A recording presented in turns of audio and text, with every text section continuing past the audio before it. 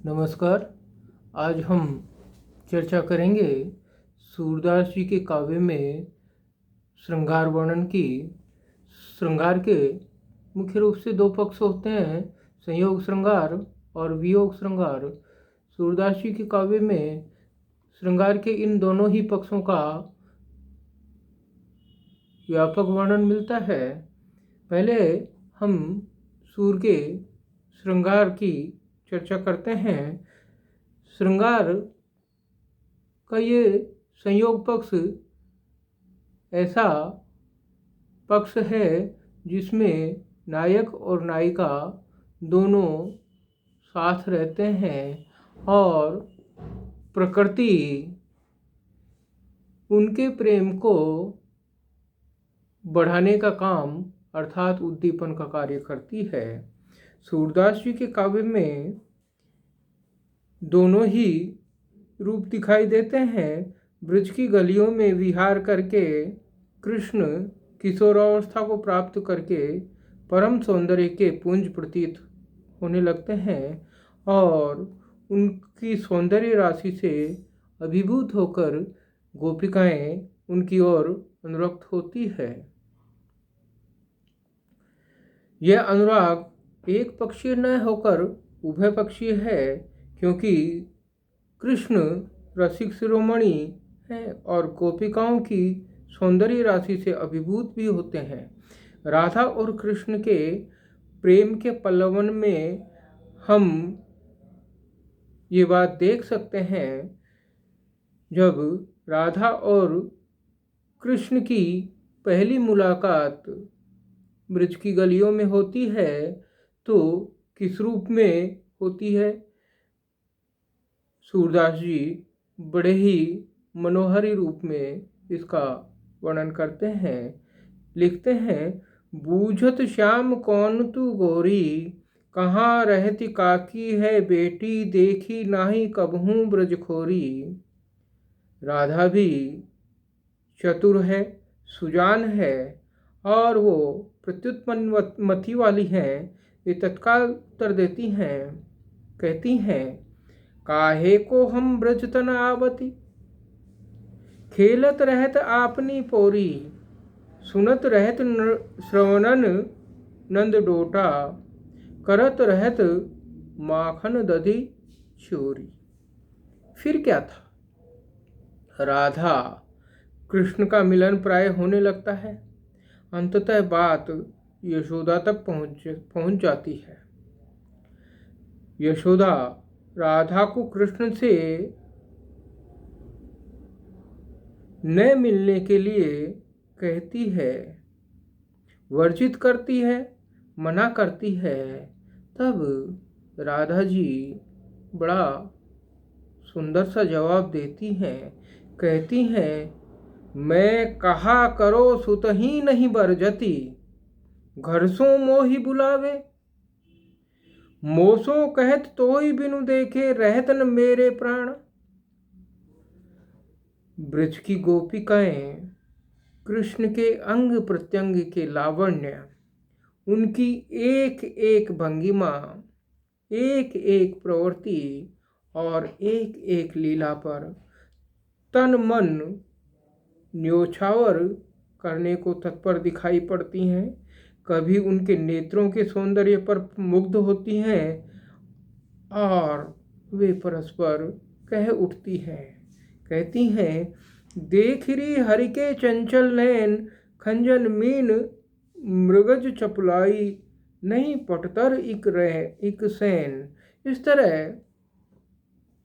राधा कृष्ण गोपियों और कृष्ण का संयोग श्रृंगार का वर्णन सूरदास जी अपने सूरसागर में करते हैं, जिसका चित्रण सूरदास जी ने बहुत ही सुंदर किया है। इसी तरह श्रृंगार के दूसरे पक्ष वियोग श्रृंगार में वर्णन में सूरदास जी का मन ज़्यादा रमा है। वियोग की सारी अंतर्दशाओं की सूक्ष्मतम भंगिमाओं को मूर्त करके सूर्य वियोग वर्णन के क्षेत्र में अप्रतिम व्यक्तित्व लेकर उभरे हैं। कृष्ण के मथुरा प्रवास की अवधि में उनके प्रति अनुरक्ता, पूर्ण समर्पिता गोपिकाओं की परम कारुणिक स्थिति के हृदय विदारक चित्र सूर्य ने उकेरे हैं। कृष्ण के विरह में गोपिकाएं रात दिन क्रंदन करती हैं और कहती हैं, निस दिन बरसत नयन हमारे, सदा रहत बरखा ऋतु, इन पर जबते श्याम सिधारे, सखी इन नयन ते घन हारे, बिनहि ऋतु बरसत निशिवासर, सदा मलिन दौक तारे, उरध श्वास समीर तेज अति, सुख अनेक द्रुम डारे। राधा की दशा तो और भी दयनीय है, क्योंकि कृष्ण उसी को तो सबसे ज़्यादा प्रेम करते थे। सूरदास जी कहते हैं, अति मलिन वृष भानु कुमारी, हरि श्रम जल भीजो, अंतरपट ता लालच न धुआवत सारी।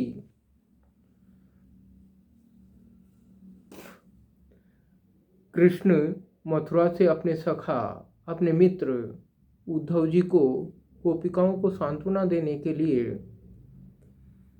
भेजते हैं।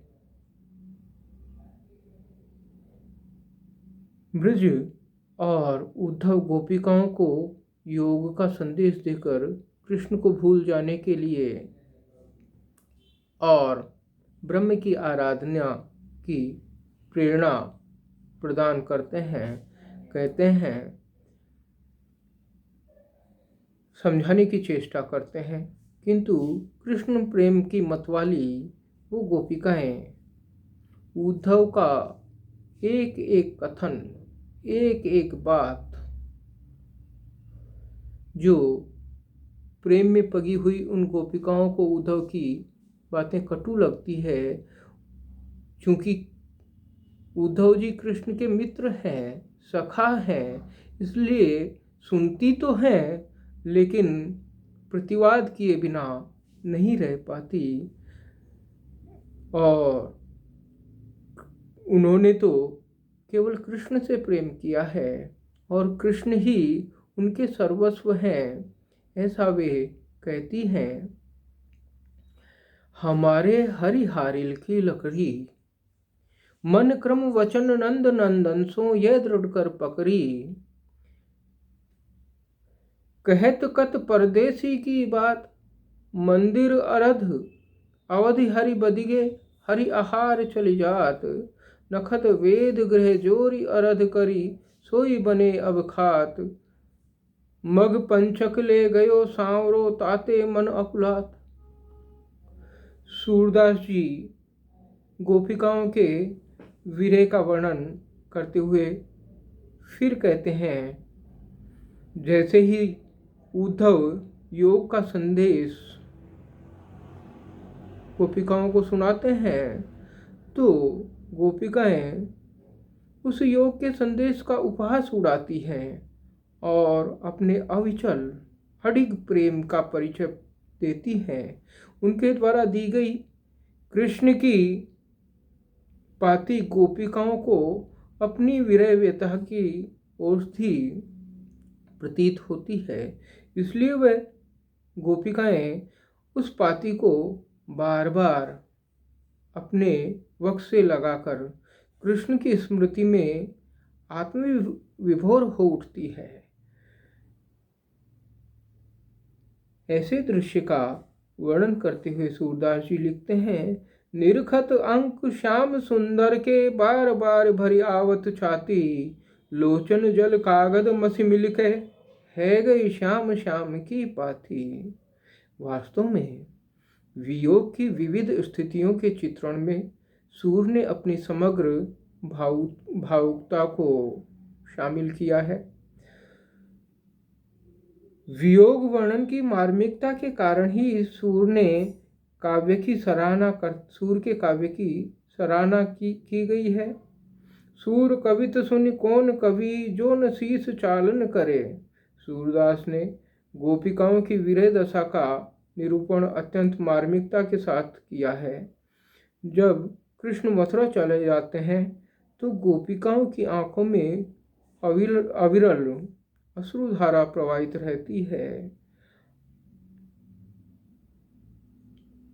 सूरदास जी कहते हैं निस्दन बरसत नैन हमारे, सदा रहत पावस ऋतु हम पे, जब ते श्याम सिधारे, दृग अंजन लागत नहीं कबहूं। उर कपोल भयकारे, कंचुकी नहीं सूखति सुनु सजनी, उर विच बहत पनारे। सूर के अतिरिक्त अनेक कवियों ने श्रृंगार प्रधान कविताएं लिखी है, परंतु वे सब सूरदास की बराबरी कदापि नहीं कर सकते, क्योंकि सूर के काव्य में वैविध्य, विस्तार, सूक्ष्मता और स्वाभाविकता दिखाई पड़ती है। सूरदास जैसा श्रृंगारिक कवि भक्ति काल में दूसरा कोई नहीं हुआ। धन्यवाद।